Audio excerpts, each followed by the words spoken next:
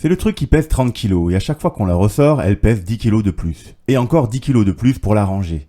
Je parle de cette chose-là, la to-do list. C'est lourd. C'est lourd. Au bout d'un moment, on veut la brûler, l'oublier dans une poche pour qu'elle passe à la machine, quitte à la refaire après, de tête. On ne pourrait pas trouver autre chose de plus léger, sympathique, quelque chose qui fasse plaisir, qu'on ouvrirait comme on ouvre une boîte surprise. Pas un nom comme ça, tout doux, qui ressemble au doigt tendu de l'autorité, nous criant « Il faut que tu ranges ta chambre ». Un nom plus sympa, plus doux, voilà, on pourrait l'appeler la to-do list, comme une liste toute douce. Avec un nom comme ça, on est plus tranquille. Fini cette impression que nos tâches nous crient dessus. D'ailleurs, ce ne sont plus des tâches, ce sont des possibles. Parce que jamais rien n'est obligatoire si on y réfléchit. Enfin, si. Respirer, boire, manger. Mais à part ça, pris dans les doigts serrés du quotidien, on oublie nos libertés. On oublie qu'on peut lâcher prise, qu'on peut prendre soin de soi. À commencer par écouter un peu ce que dit notre motivation du moment. Cela ne veut pas dire de la suivre comme on suivrait des ordres. Cela veut dire de lui laisser sa chance. Puis de temps en temps, on lui dira non. Un non gentil, tout doux. Mais cela peut faire peur. Où nous emmène-t-elle cette motivation ? Un coup tout droit, puis à gauche, à droite et encore tout droit ? Le cheminement est obscur, c'est labyrinthique. Alors on fait quoi ? On force le passage ? Dès qu'une cloison se présente devant nous, on passe au travers ? Ou le contraire, on suit sans réfléchir le parcours insaisissable du labyrinthe ? Peut-être un peu des deux.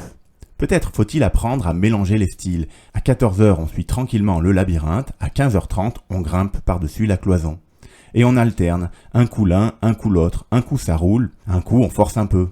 Mais on l'aura choisi, nous ne subissons plus l'injonction terrible de notre to-do list, nous prenons conscience de notre liberté ultime, celle de choisir en conscience ce que l'on fait ou pas. Et pour nous aider dans notre périple, il nous faudra une carte. Un outil qui nous aide à choisir, qui nous aide à connaître ce qui nous est accessible, que l'on prenne à gauche, à droite ou que l'on passe la cloison. Cet outil, c'est le journal. Oh non, pas le journal où vous lisez votre actualité tous les dimanches. Non, je parle d'un journal où vous notez tous les possibles, jour après jour. Vous découvrez un site passionnant sur la pédagogie positive, vous trouvez une idée pour aménager votre bureau, hop, dans le journal au jour du 29. Un livre, un film, dans le journal. Une personne à contacter, dans le journal aussi, mais là vous mettez en gras, c'est plus important.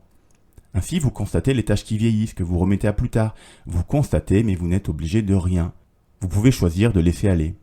La tâche part à la dérive, s'enfonce dans le passé. Ensuite, chacun sa technique. Cahier, bloc-notes ou logiciel. Moleskine, Google Keep ou bien OneNote. Chacun sa manière. Personnellement, je mets en gras ce que je surveille activement. En italique, je garde un œil détaché. Et je ne raye jamais, je retire le gras ou l'italique au besoin. Parfois, je passe l'information dans un journal annuel. Il est même possible d'utiliser des hashtags. Et vous ne remarquez pas ? Le journal tout doux, si je puis dire, met en exergue ce qui est récent et saillant. Comme notre cerveau, avec nos souvenirs.